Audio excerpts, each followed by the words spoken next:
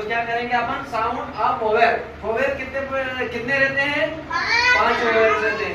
कौन कौन से, ए ई आई ओ यू।